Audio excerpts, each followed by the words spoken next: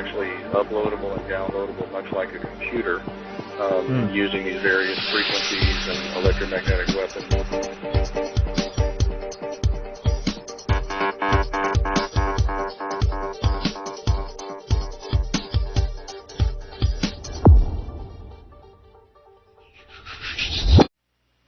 Of the totality of the information that you could discuss tonight, what percentage of it do you think is not in the public domain? If you were totally free to discuss any darn thing you wanted to be, what percentage of it is secret? Of what I've seen, 99%. 99% is secret? Of what I've seen, but I don't see everything. I only see bits and pieces of it. And by the time I get it, it's sometimes it's 10 years later before I realize the significance of what has been done or what project I've worked on. Enjoy the journey.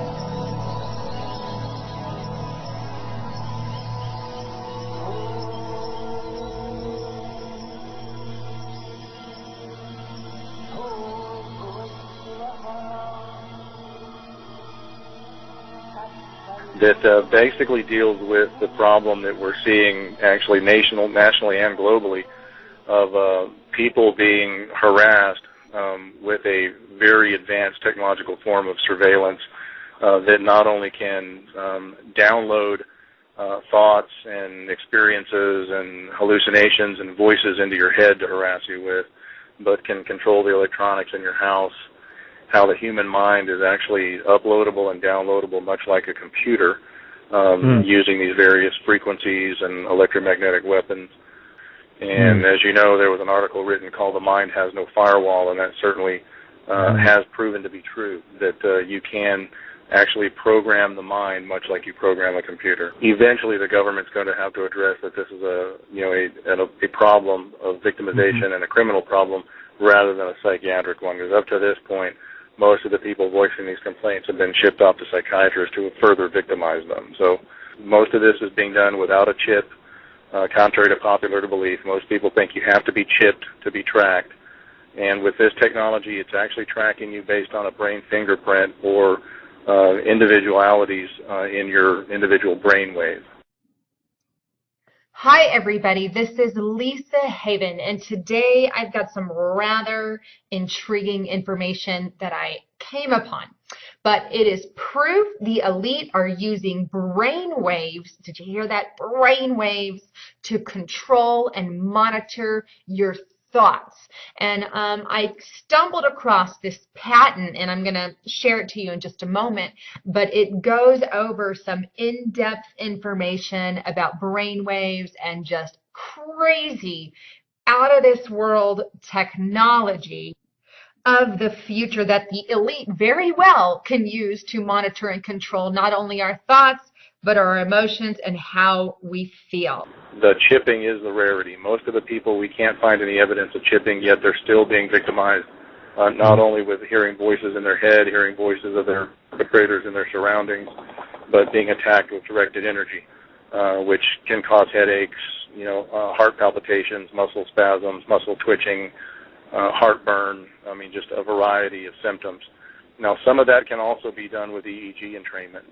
As we talked about, that you can actually bombard the brain with a foreign frequency that corresponds to the EEG tracing of someone with, let's say, flu-like symptoms. So if your brain is bombarded with that external frequency, it will slowly entrain that frequency, and then you will display the symptoms of the desired trait that they're trying to make you display. Question about some of the technology that you're developing to fight the war on terror, specifically directed energy and high-powered microwave technology. When do you envision that you can weaponize that type of technology? Goodness. It is in, for the most part, the kinds of things you're talking about are in varying early stages. Do you want to give anything you'd add? I don't think I would add much. I think they are in early stages and probably not ready for employment at this point. But you sound like you're willing to experiment with it. I think that's the point, and I think, we have, I think, from the beginning of this conflict, I think General Franks has been very open to looking at new things if there are new things available, and has been willing to put them into the fight. Well, let me go down the list of some of these that I came up with. We've got DARPA has a sonic projector that was reported on in 2007. But of course, it had been around for quite some time before then. Army has something they call voice to skull. We've got the Air Force using microwaves to create sounds at Brooks Air Force Base. We've got the Marine Corps with their Medusa project. We've got the State Department, as reported by the Washington Post in 2005, working on voices implanted in people's heads. We've got a couple of companies, one that has patented something called hypersound. That's American Technologies. Has also got Holosonic Research Labs, also has a patented version. So the military-industrial complex has been all over this. When you see something this wide, this is not just one little research project from one organization. And this is something that 5, 10 years ago, it was being reported on in even mainstream press like the Washington Post, and yet nobody knows about this. Well, the people who follow the internet pretty closely, and certainly the victims of this technology, know about it. But you're right. There's been a lot of research done into how to put voices into one's head. It was found long ago that if you can put a voice into someone's head, you can do several things. If I put a voice that's foreign to your normal thought pattern in your head, that becomes harassment. And the harassment over time will make you display signs of schizophrenia. When you go and tell people that you're hearing voices, we've been patterned to turnkey see that as schizophrenia and not even look to see if there's a legitimate source for it. If I put a voice in your head that's in your voice, and if you pattern a thought, like I tell some of these victims, when you read a book, you're actually hearing your own voice in your head as you read. If I put that voice in your head, then that becomes a thought. Wow. And you'll act on those thoughts, and that's how they think that some of this is being used for subliminal control. Wow. I know that in some of these articles I was reading on the mid-2000s, they were talking about how they were using it as the voice of God, as the voice of Allah, because they figured that there was something that they could use. They thought that people that they were going against that were Muslims were very religious, superstitious. And that was used in the field of battle. The voice of God weapon, which is actually called SQUAD, or Silent Sound Spread Spectrum, was used in the first Operation Desert Storm. That was one of those scenarios where 1,500 Iraqi soldiers disassembled their weapons, got to their knees, and surrendered to 150 Marines who didn't have enough slip ties to tie them all together, because, and this was admitted, that they used SQUAD to put the voice of Allah in their heads to tell them to surrender. Wow. Before that, in the mid to late 80s, 5 separate inmates from the Utah State Prison had written affidavits saying that they were put in solitary confinement and were experimented on with some type of electronic device that put voices in their head, and all of them claimed that they could tell the voices of the people doing the experimentation on them were responding back to their thoughts. Wow. So this has been going on for a while. Unfortunately, it's just not gotten any major media coverage until recently. So they're basically setting themselves up as the ventriloquists, and we're the dummies or the zombies, right? Well, it's like I've said in with other reporters and other shows, that guns and taxes won't control everybody. Yeah. Electromagnetic technology will. Wow. Wow. The unfortunate thing with this type of voice to skull or microwave auditory effect type hearing is that it's designed for only the target to hear. In 1996, the Army came out with their addendum to the biologic effects of non-lethal weapons, where they talk about the microwave auditory effect and how even with microphones in the ear canal or microphones attached to the scalp, that the voices can't be recorded. And they go on to say, imagine the incapacitating effect on an enemy combatant when they begin to hear voices in their own head. Another high-ranking military official said, we now have the ability to talk someone to death. So the bad thing is, once these victims tell their family members, tell their employer, tell their physician that they're hearing voices. Well, I mean, in today's psychiatric community, if you're hearing voices your psychiatrist can't hear, then you're delusional or schizophrenic until proven otherwise. Mm-hmm. And unfortunately, the psychiatric community has not been educated on the fact that there is technology out here now that is meant to mimic mental illness. Now, what do you mean by mind control? There's an awful lot of technologies involved in that. Yes, of course, in the old days, it involved drugs, chemistry, torture, that kind of thing, and that actually continued on until the 1960s and 70s. But once we get into the late 80s, early 90s, mind control was developed through satellite transmission, so that you didn't have to be taken to a specific location to be programmed. You could be programmed eating lunch or sleeping or going about your daily business. Similar to the film They Live. Similar to that, yes. So can you describe the techniques involved in these types of mind control? Yes, and it was actually pre-Montauk project. Montauk was actually 1970 to 1983. But we have to thank the Germans during World War II for developing procedures that fractured the mind pattern of a human being through torture. They developed what is called psychic driving, where you bring a person to extremes, several hours or days of extreme cold and then extreme heat. You can give them starvation for several days and you overfeed them, make them sleep for days and then keep them awake. Fracture. The mind doesn't know what to expect. And then this was developed further by Dr. Ewan Cameron, who, after the war, brought the Nazi techniques to Canada, actually, in the late 1940s. He's a Dr. Ewan Cameron was a Scottish scientist who was very interested in this kind of work. And after the war, as people know now, in the U.S. it was Project Paperclip, where they would bring valuable Nazi scientists, doctors, etc., to the United States, Canada, UK, even to the Soviet Union, where they would continue their experiments, and they were saved from the Nuremberg trials, etc. And Dr. Ewan Cameron got the German information, and he started clinics in Montreal, in Ottawa, and Toronto, and he enveloped or enhanced the psychic driving. He started out in mental institutions, where he would have the subjects in a room where they would have a split board between their eyes. One side would see a flower blooming, another side would see an animal being ripped apart. In one ear would be classical music, and another ear would be loud, horrendous music. Was it important which side saw what scene? They would switch sides, so that the left brain, which is the ego, physical reality-based side, and the right brain, the creative, emotional, spiritual side, would then be confused as to what to accept, and the mind would then fracture. And that's when programming was initiated in the mind pattern. They knew, through the German experimentation, that the most you could fracture a mind would create a geometric shape in the mind of a cube of 13 by 13 by 13, and that would lead to 2,197 compartments that could be programmed into subpersonalities, full personalities, specific functions, constructs, etc. Think of Guantanamo Bay and the question of interrogating terrorists.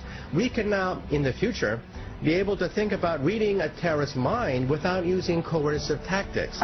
Certain brain patterns correspond to certain thoughts, a dictionary of thinking.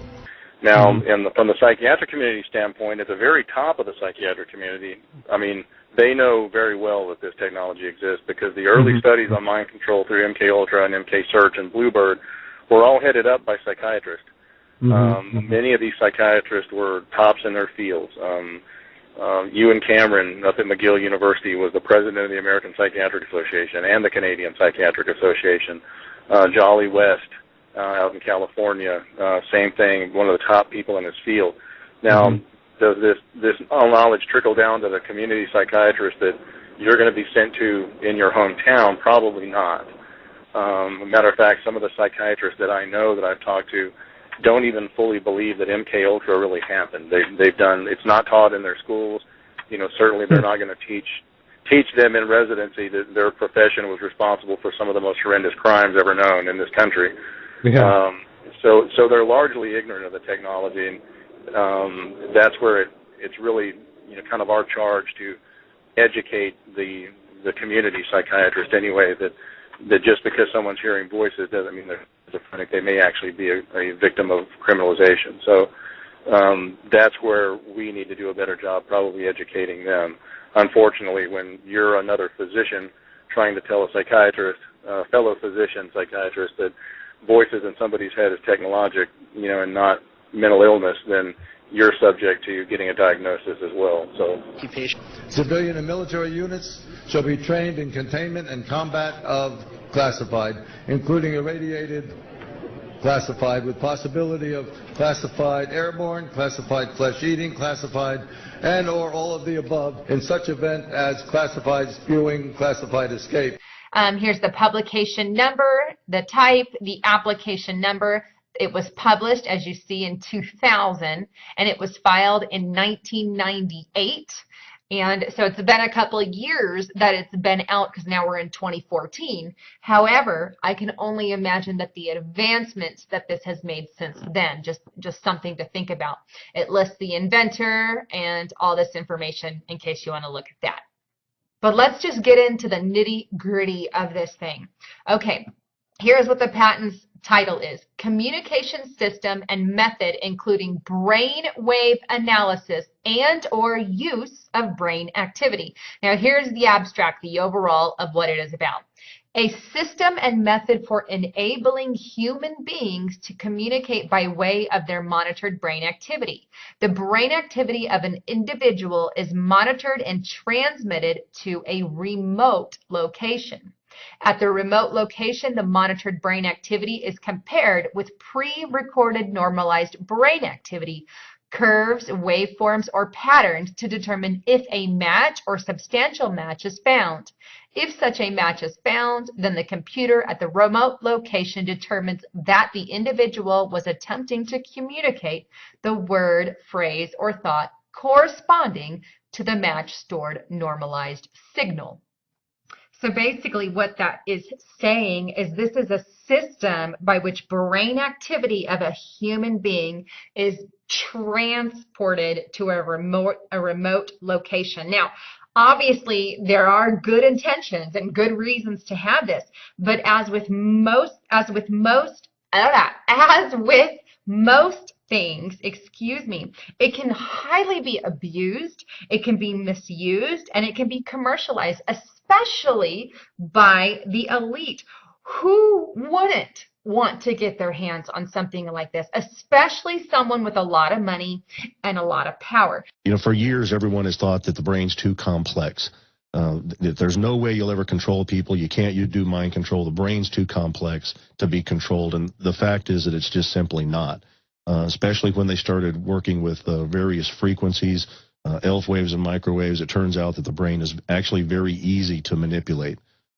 And like you said, it goes back as far as the 60s and 70s. You see Malik's invention from 74 hit the brain with two dissimilar frequencies. It spits out an interference frequency. You can actually decode the EEG from that interference frequency. And it was initially invented as a way to watch pilots, so you would know when they fall asleep or when they start. They just announced Toyota, you're going to turn your car on with a brainwave. Exactly. And we've even got toys out now. 2 years ago, Mattel came out with a toy where you control a little ball rolling around on a bed of fans with your mind, and that's an ELF wave-based toy. It's ELF waves generated from your mind that you're controlling a ball remotely with.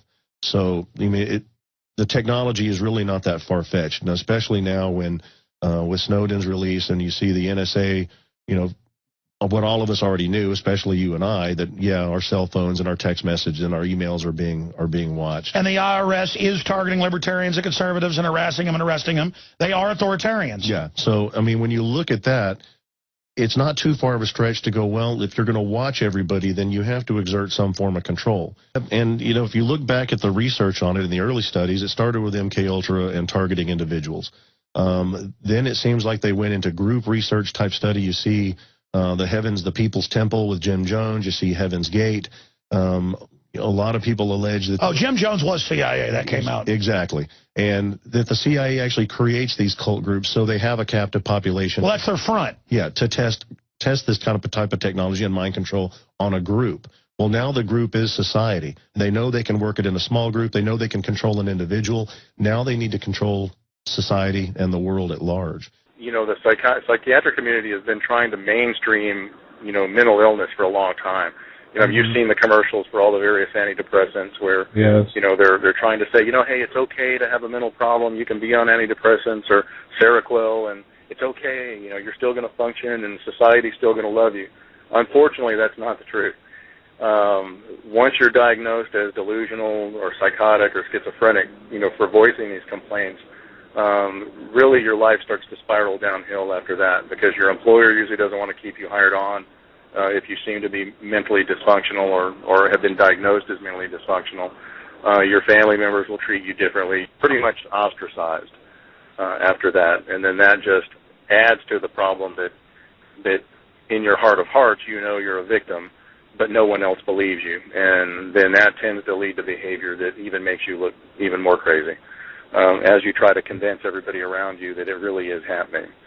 So it's kind of a vicious cycle, and once you reach that point, it's pretty hard to get back. President Lyndon B. Johnson had on his board of science advisors geophysicist J.F. McDonald, who wrote, quote, "One could develop a system that would seriously impair the brain performance of very large populations in selected regions over an extended period." The CIA's program in experimental mind control became known as MK Ultra. MK Ultra was a government program to see whether through various different techniques people could be made to do things which they wouldn't normally do. During the 1960s and 1970s, Dr. Andrija Puharich studied the impact ELF waves have on the brain. What he discovered was shocking. Dr. Puharich found that a 6.6 Hertz ELF wave could cause depression. A 7.83 Hertz ELF wave made a person feel good, producing an altered state. And a 10.80 Hertz ELF wave could trigger riotous behavior. One of the reasons we think it's probably multimodal, it's probably coming from a combination of ground sources, satellite, and HAARP.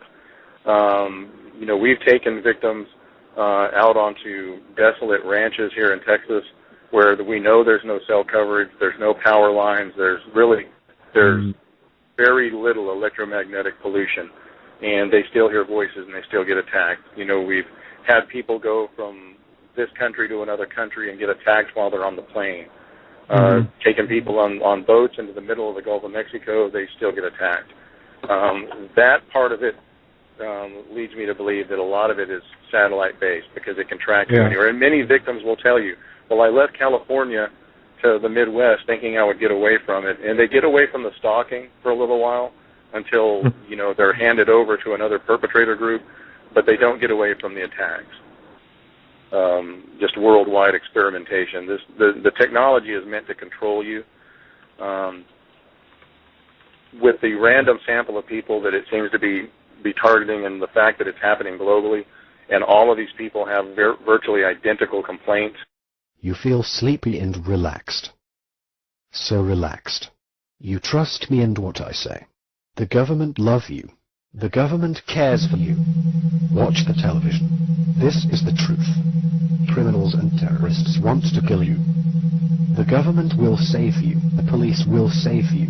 We need to go to war to protect you. We are here to look after you. Conspiracy theorists are insane and dangerous. Be fearful. We're small and weak. The government is strong. We will look after you. Obey. You must obey. Do not challenge authority. You are bad. Humans are bad. You must work hard. To survive, you must have more money.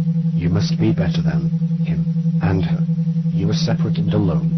Other people want to hurt you and take what is yours. You must always respect authority. Cheryl Welsh maintains that the U.S. government is testing mind control on unknowing victims. Well, basically, this is I'm networking on the internet, and this is a worldwide international problem. The International Red Cross has a 1990 article which discusses the fact that many major superpowers, many industrialized countries, are researching electromagnetic technology for anti-personnel uses, and the technology is highly classified. Cheryl believes that she and others are the victims of this mind control research. Many of the victims that I network with describe hearing voices and microwave illness, where they have headaches, just generally sleep disturbances, sunburns even though it's at night, just microwave effects. Microwaves and other radio frequencies are known to affect the human body. But could they be responsible for voices in people's heads?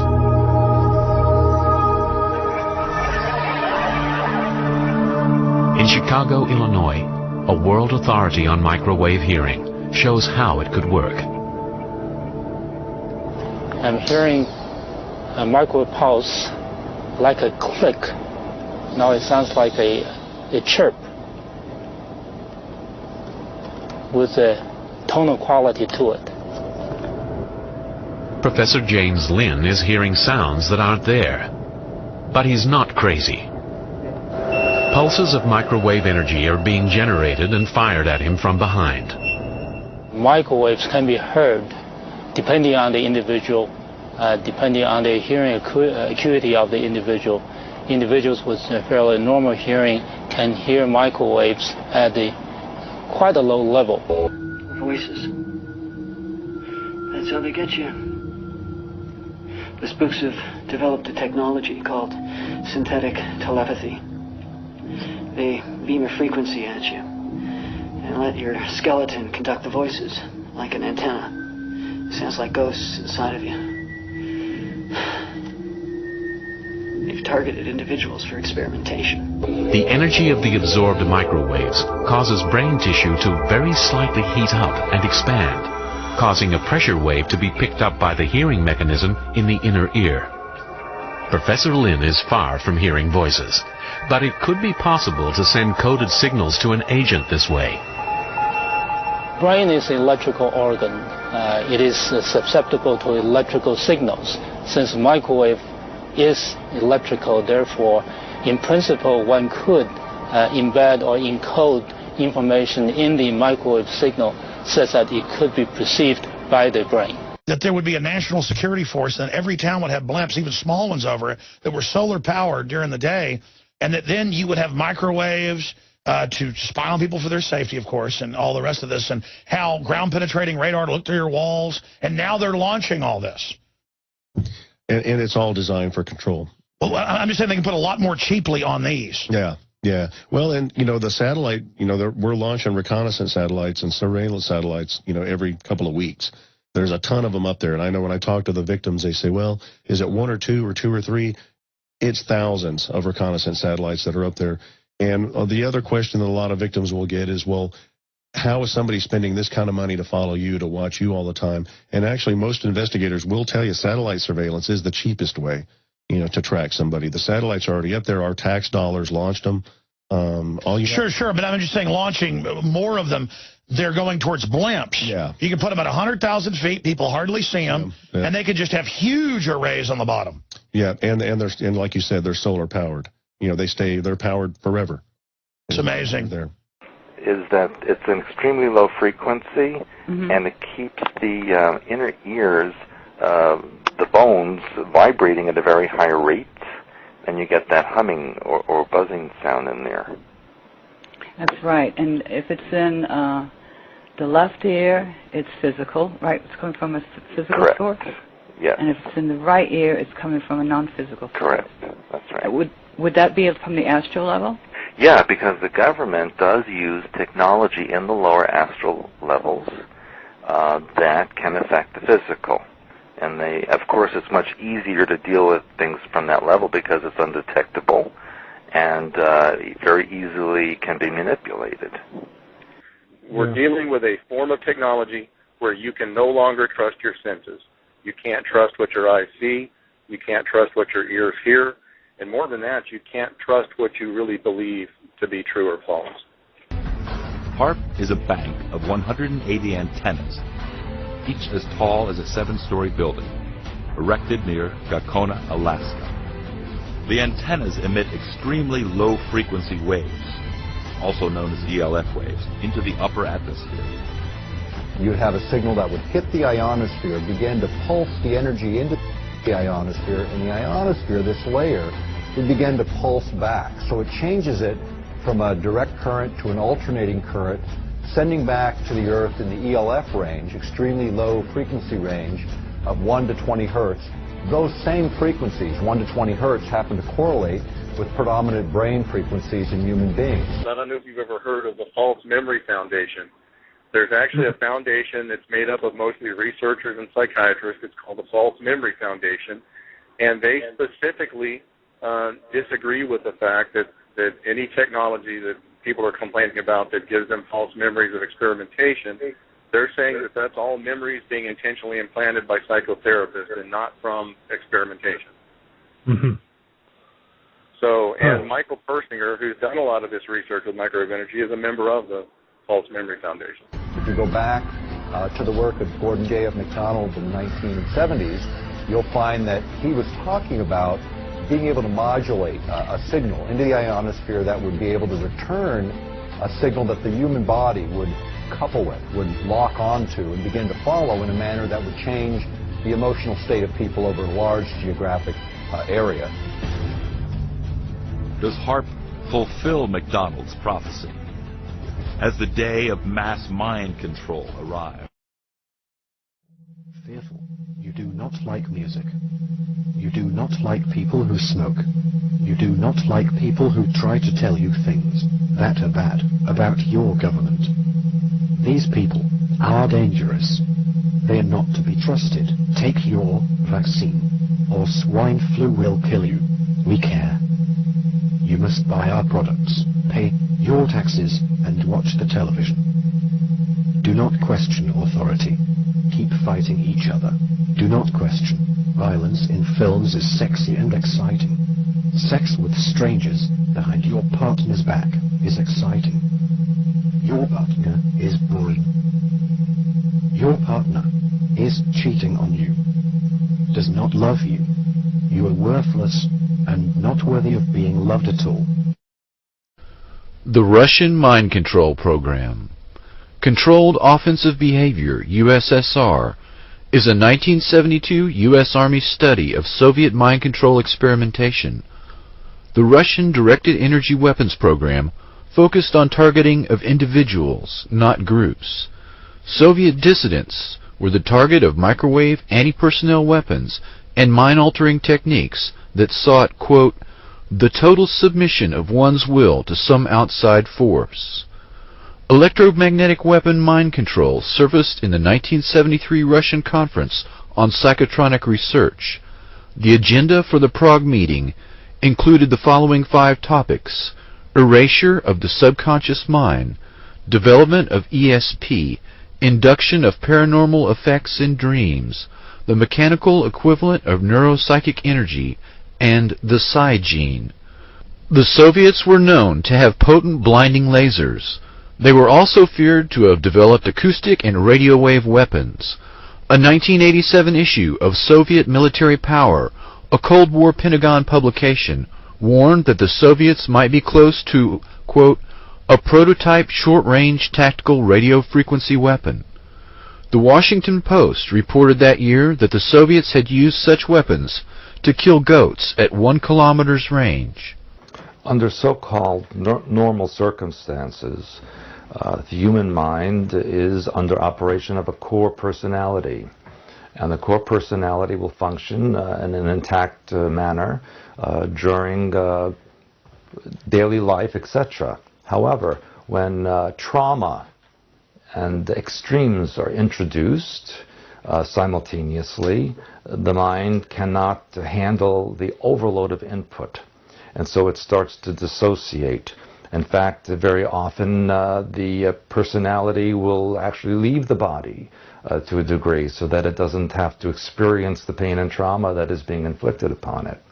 And so the mind then starts to compartmentalize so that a portion of the mind will handle what's being done, while another portion of the mind is distracting the consciousness or the personality from the trauma.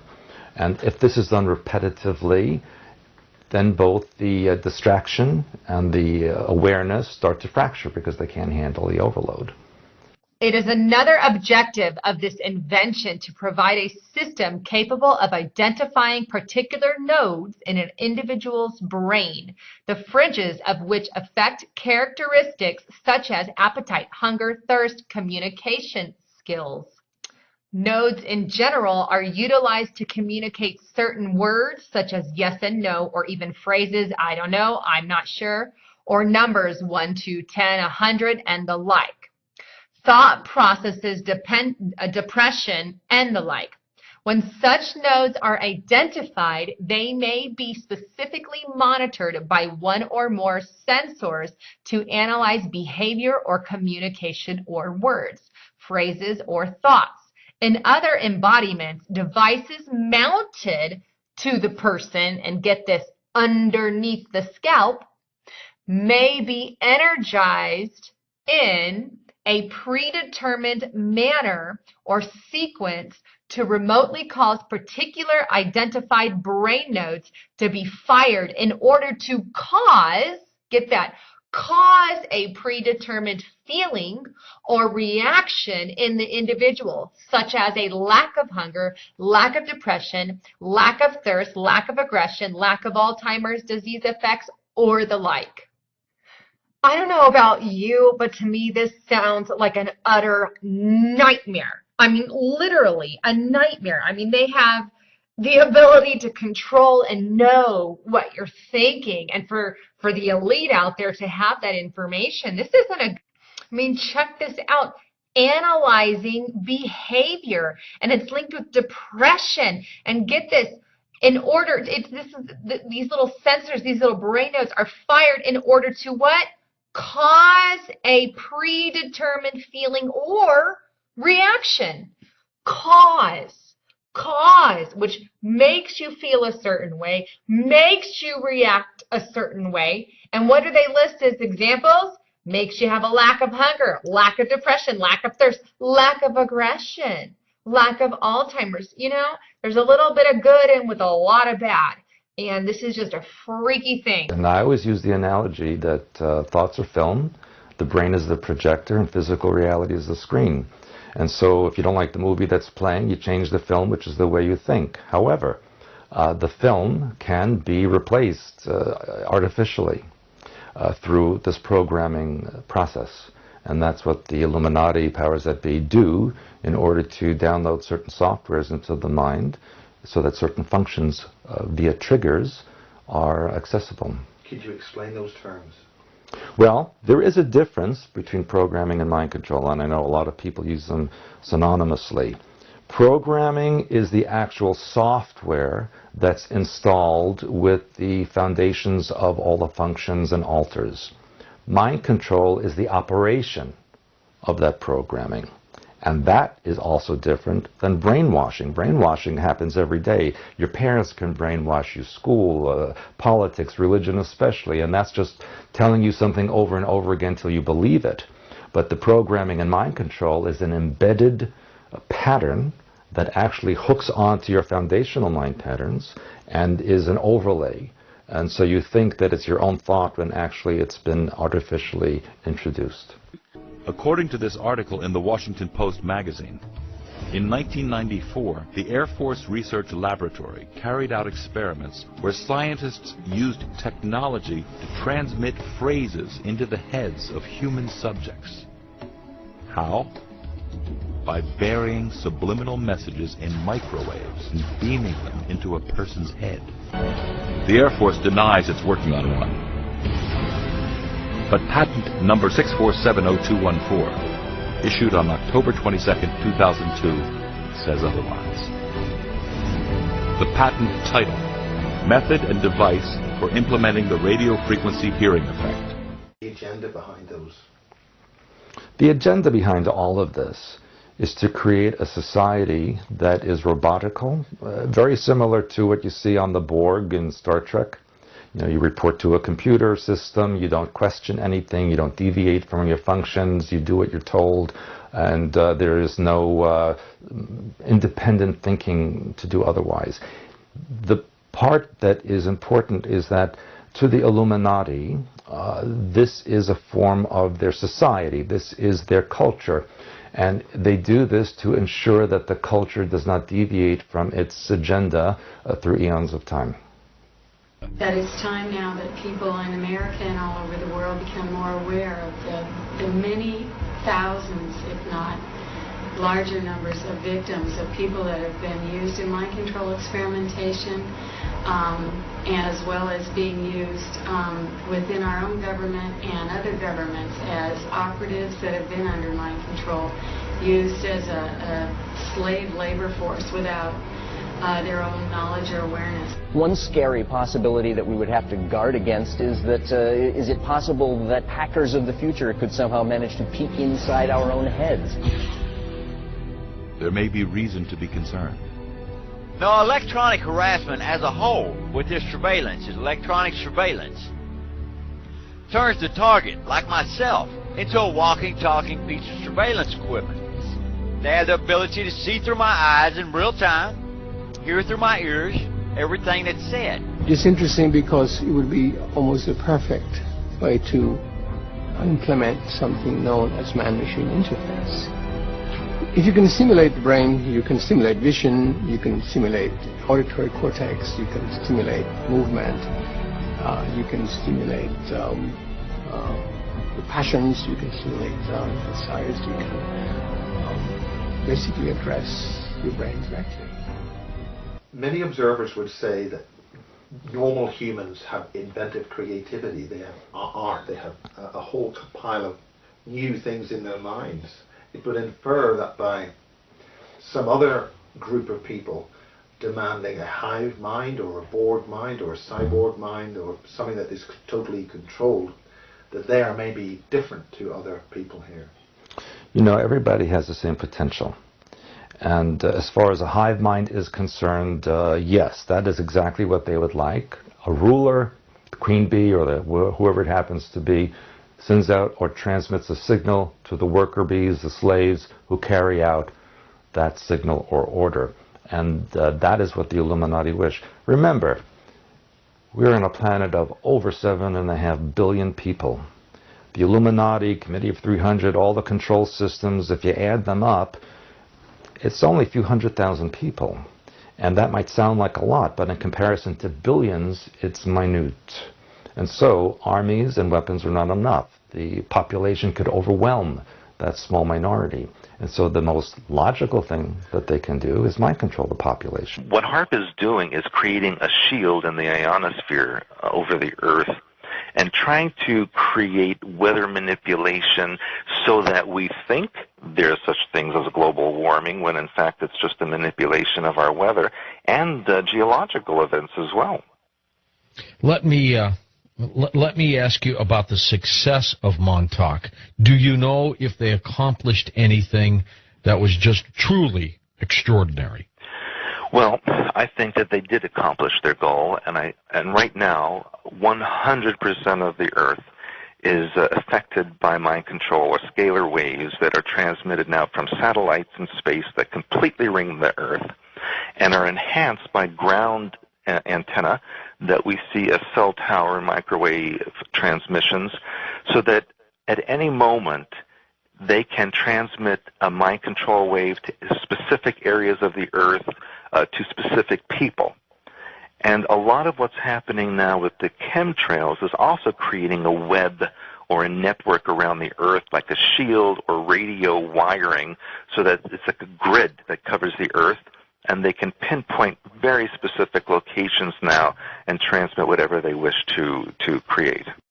Brain node fringes are the basis of thought and mind processes of individuals. Certain embodiments of this invention enable such brain fringes and behavior to be captured by an external device. So something can read your brain and keep that information. It is an object of this invention to utilize a normalization of normalizing curve or waveform or pattern based upon monitored brain activity to detect or determine thought process by the monitored individual. In such a manner, individuals can transmit by satellite what they are thinking or intending to think via their monitored brain activity without the need to talk or write down the information. Telepathic kind of stuff, if you will. Okay, then it goes on. Each individual has a distinct pattern of a brain known fridges or brain activity. Each person is believed to be different in this regard, and this is creepy. Thus, a separate brain activity file may be stored in a memory for each individual. So they can store information on every one of us on our brain activity. If the NSA is spying on Facebook, through your cars, through your, through your electronical devices, through your washing machine, if it isn't enough that NASA's already or the NSA, sorry, not NASA, bleep there, but if the NSA is already spying on everything you do, why do they need to go as far as to know what we're thinking? If you think it's bad now, it's about to get a heck of a lot worse. I've heard from victims from Norway, from Sweden, from China, from Italy, from Germany, from India, from Yemen, just about everywhere. This is a global thing. The eventual intent will be to control the world population with. Bond says he's found more than 300 victims locally and is tracking others across the state through billboards. In Johnson Valley, a Freedom House just opened to help people who believe they are being targeted. To many of you who find yourselves the object of covert harassment, that there is hope and that you are not alone, and that we are striving to find legislation and we're working towards freedom for all. Jarek Robinson leads a national group called Freedom from Covert Harassment and Surveillance. He says he knows who's playing mind games. Rogue government officials that are sponsoring this, also corrupt business officials, and private citizens. And he also told us how. Most of it is delivered by microwave, and I believe it's satellite delivered, whether someone is on a remote location using a laptop.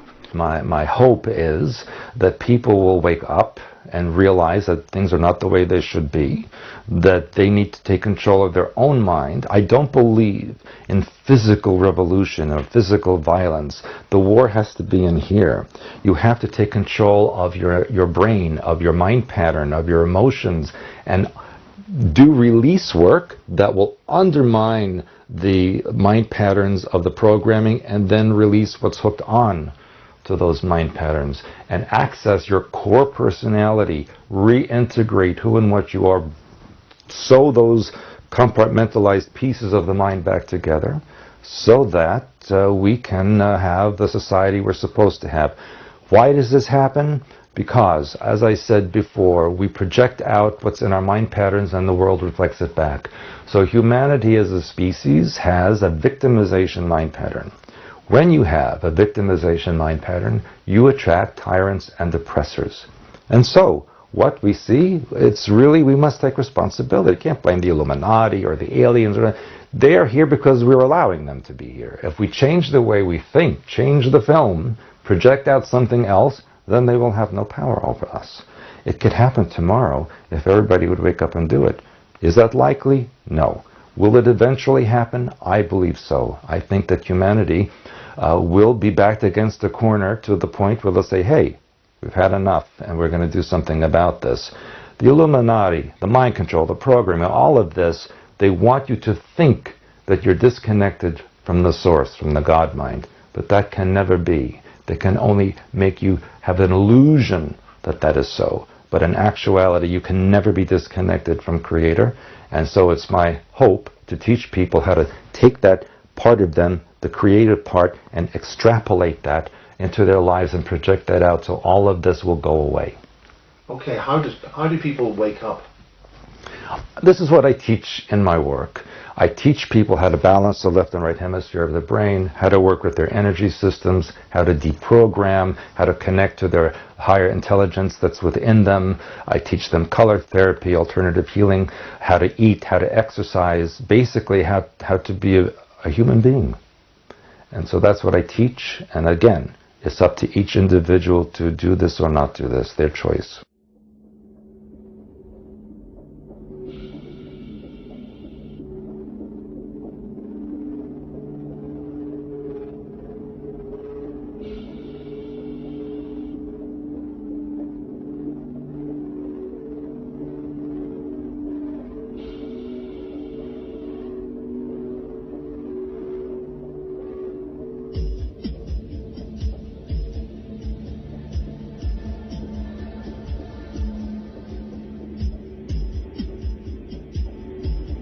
You know, the bad thing about someone being able to hear your thoughts in real time, which is the way this technology works, is the social ramifications it's going to have will be far greater than probably the good that it can do.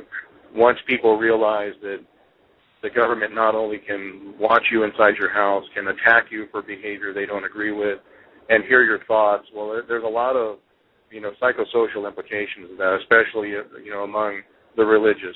When you pray, or, it's not God hearing your prayers, it's the government, and that's going to be disconcerting to a lot of people. The first thing is that, and I tell this in all my classes, that there's nothing to fear. You are always loved. You can do nothing wrong. And when I say that, it's not that you should murder people, it's that whatever does happen, there's a reason for it and a lesson to learn from it. And that you must take control of your own mind so no one else takes control of your mind. And research who and what you are. What are your origins? Where did your family come from? And I encourage you to go to the sources, not to read in books or on the internet, but go to where you originated and go from that source back, because that's where the information is. And to be kind to each other. You must be kind to each other. Get rid of the anger. Get rid of the hostility. There's no reason to fight. Now is the time to unify, but for the right reasons. I don't know how much you believe about global warming. My personal belief is that it's been fairly well debunked when they caught the scientists trying to lie about their results on temperature changes. That was probably going to be the initial global boogeyman. The general public always needs a boogeyman to be scared of to wrap them into control. We had 9/11, therefore we had the Patriot Act. We needed to surrender our civil liberties for our safety. Well, for the UN to have a global government, they'll need a global boogeyman. And the global warming thing kind of got debunked. If you've noticed, there's more and more coming out in the news now about aliens, alien contact. The UN has appointed a delegate for when there's alien contact. Even Fox News, one of the most conservative news channels, is doing stories about alien contact on occasion now that 5-10 years ago you've never seen on Fox News. That's all part of conditioning to eventually that the Project Bluebeam, alien contact will be what gives us the feeling that we need a global government to combat the alien invasion. And I can foresee that happening here relatively quickly in the future. Good morning. My name is Carol Rosen. In 1974, after being a 6th grade school teacher, I was introduced to the late Dr. Wernher von Braun in the U.S., the father of rocketry. In my first meeting with him, during that first 3.5 hours, he said to me, "Carol, you will stop the weaponization of space." And I said, teachers don't stop until June. He said, "No, you have to understand. This is February, and we have to prevent the weaponization of space because there is a lie being told to everyone that the weaponization of space is now first being based upon the evil empire, the Russians. There are many enemies," he said, "against whom we're going to build this space-based weapon system. The first of whom was the Russians, which was existing at that time. Then there would be terrorists. Then there would be third world countries. Now we call them rogue nations or nations of concern. Then there would be asteroids." And then he would repeat to me over and over, And the last card would be the extraterrestrial threat. Well, at the time, I kind of laughed when he said asteroids, and when he said extraterrestrials, I knew I wasn't going to deal with that subject. And now we hear on the news just today, this week, that they've slid in another enemy. Only this time we're going to protect our satellites. In other words, we have to have some reason to spend these trillions, to waste these dollars on a space-based weapon system, and they're all lies. This is a system, he told me, that would never protect anyone. Even back then, he talked about suitcase bombs. He talked about chemical, viral, bacterial, biological warfare, that these space-based weapons would never protect us against. And then he told me that, in fact, if you travel around the world, which I did after he died in 1977, I met with people in over 100 countries who were friends. They didn't want to build space-based weapons. I became a space and missile defense consultant. And I worked with people around the world. I became an advisor to the People's Republic of China. They don't want to build a space-based weapon system. And he told me back then that they didn't. He said, go to Russia. They're considered to be the enemy. I got on a plane by myself. When I got to Russia, I had a list of people that I had read out of the newspaper. Chernenko was in office then. He was the only one I didn't get a chance to meet. They introduced me to everyone when I got there. And when I got back, I said, oh my Lord, this man is telling the truth. There is no threat. And I've been waiting until this day for 27 years. And I'm expecting the spin to happen, because he also explained to me that as a military strategist, as a person who worked on the MX missile, which I did later, he said, you will find that there is going to be a spin to find some enemy against whom we have to build space-based weapons. And now we should expect the spin, because he said part of the formula for the intelligence community is if they might have a weapon, then we have to consider that they do have these weapons. So now they do have these weapons, so now we have to build these weapon systems. And that's the formula, except that it's all based on a lie. And we have witnesses here today that have shown you that these extraterrestrial beings, that these craft that have come here are now not UFOs, they're identified flying objects. And we know that they have beings in them. And we have witnesses here who have told you that they can shut down our missile silos. They can stop a rocket going into space that's a test. We have witnesses here who have worked in the classified departments, who have the courage to come forward here to support what Wernher von Braun told me back in 1974 to 77.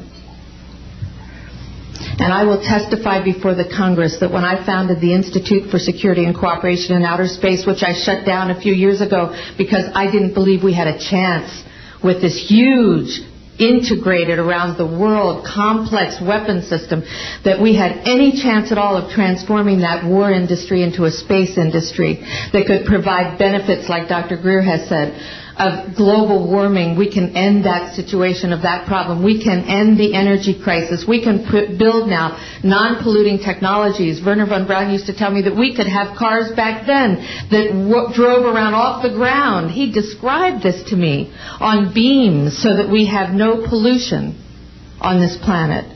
And we can solve the problems of the people that are urgent and potential, and the other animals and the other cultures on Earth and in space. And we can end the arms race without dislocating the industry jobs, without disrupting the economy, by transforming, Wernher von Braun told me, the war industry into a global cooperative space industry that will provide, he said, finally, more jobs and profits on this planet than during any hot or cold wartime, more products and services that can be applied directly to solving the problems of this planet. And we can have a whole planet now that lives in peace on Earth, with all the cultures on Earth and with all the extraterrestrial cultures in space. And these are words that Wernher von Braun told me in 1974.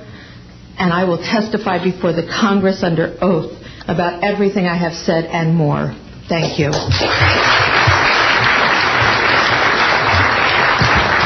Thank you very much.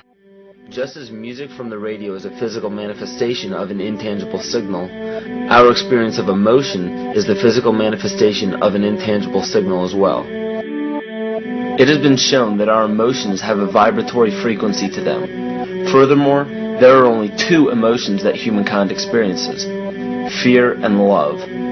All other emotions branch either directly or indirectly from these two emotions. Fear has a long and slow frequency vibration to it, while love has a very rapid and high frequency. To show that vibration is the very foundation of existence, Hans Jenny developed what is known as cymatics in the 1940s to show that when vibrations of sound are passed through a form of media, there is a set pattern that will follow. When the frequency increases, the media develops into a more complex pattern. This is precisely what is happening to our Earth and to humanity. There are 64 possible codes of amino acids in our DNA structure made from 4 elements: carbon, oxygen, hydrogen, and nitrogen. By any means of logic, we should have all 64 codes activated within our DNA structure. Yet we presently only have 20 active codes.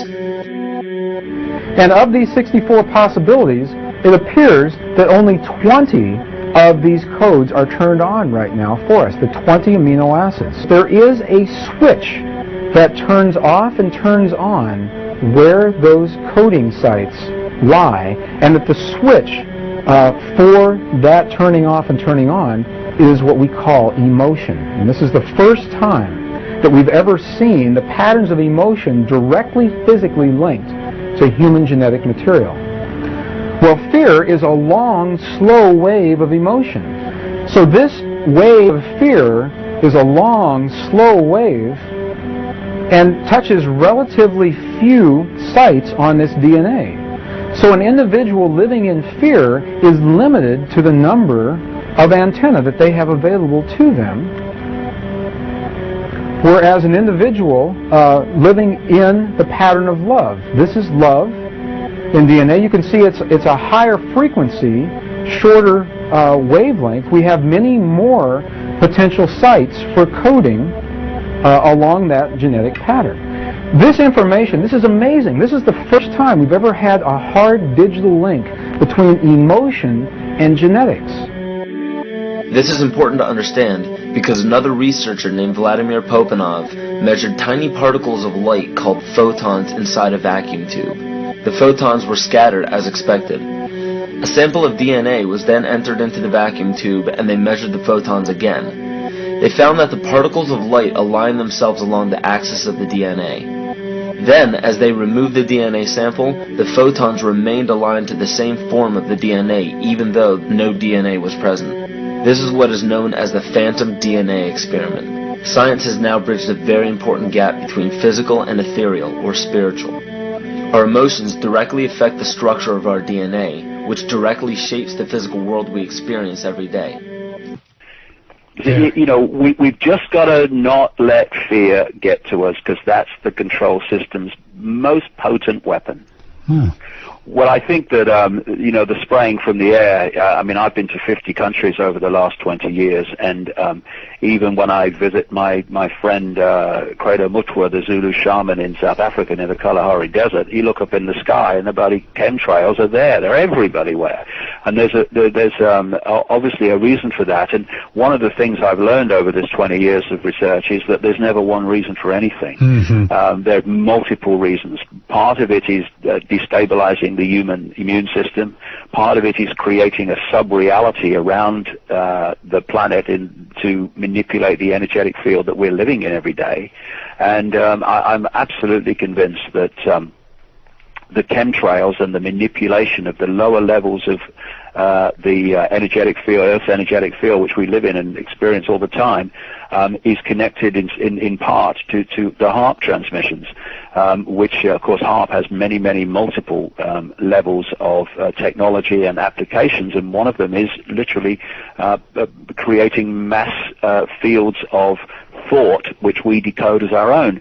I had a friend in America who told me a few weeks ago that she, her husband, her son and a son's partner had exactly the same dream about Barack Obama in the same night, which was a dream saying that he was a good guy and a wonderful guy and all the rest of it, which, you know, a day's research will show you is a nonsense.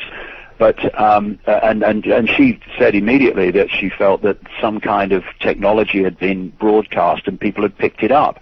What they're seeking to access is the pineal gland to literally transmit thought, perceptions, dreams into your reality. We need to be aware of this, because not every dream is a premonition of oh, you know, all the rest of it. They can be broadcast out, and we can decode them and thinking it's a dream we're having when it's actually something we're picking up. And that's what part of the HARP system is.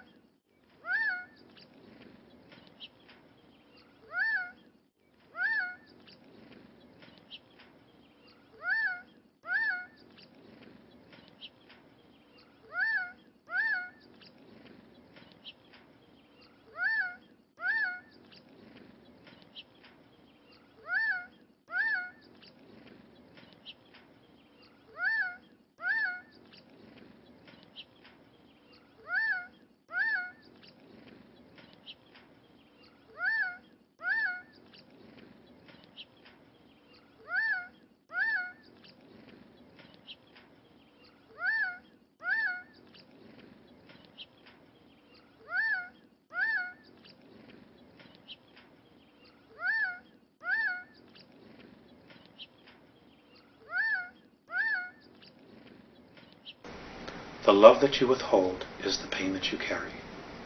That's been the most memorable one, only because of what that particular statement entails. When we leave our physical form, and you know what many of the Catholicisms teach, you know, you're judged by God. It just simply isn't true. We judge ourselves. And what I read in that statement is that when we cross over, we look at the places in our life where we withheld love, that we maybe didn't give enough. And we judge ourselves on that. The love that you withhold is the pain that you carry. This is the difference between the power of our Creator and anything else, particularly evil. That you can go into a pitch black room full of evil, full of darkness, and light a little candle, and instantly that darkness flees. But you can't do the opposite. You can't go into a well-lit room full of truth and wisdom and righteousness and joy and health and harmony with the universal power. You can't take any amount of darkness and go into that well-lit room and have any effect whatsoever. That is the metaphor which I frequently think of when I think that I'm not empowered. It is the greatest lesson for me, and I think for everybody else, to know that we're on the winning side and that we win in the end. What we need to do is to make people aware that they are eternal light, they are eternal energy, they cannot die, and the whole world's and our individuals' development to higher realms is the goal. and that's it. And the extreme final goal is the universal love, where we are all one, like a droplet in the ocean. And the droplet in the ocean today doesn't necessarily know that it is part of the ocean. Like we don't know, as human beings in a vehicle of the body, that we are all one in the energy. And that's it. We are all one.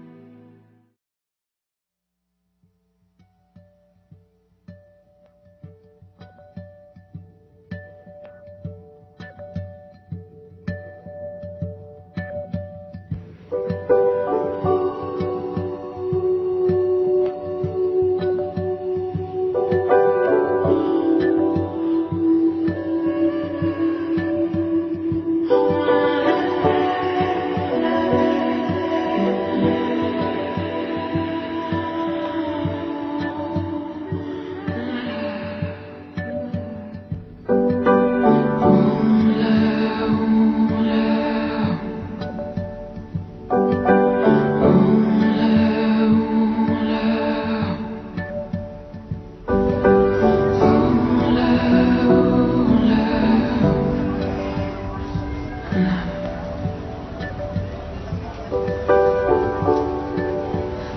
you grown tired of feeling alone? Numb to the earth, numb to the soul.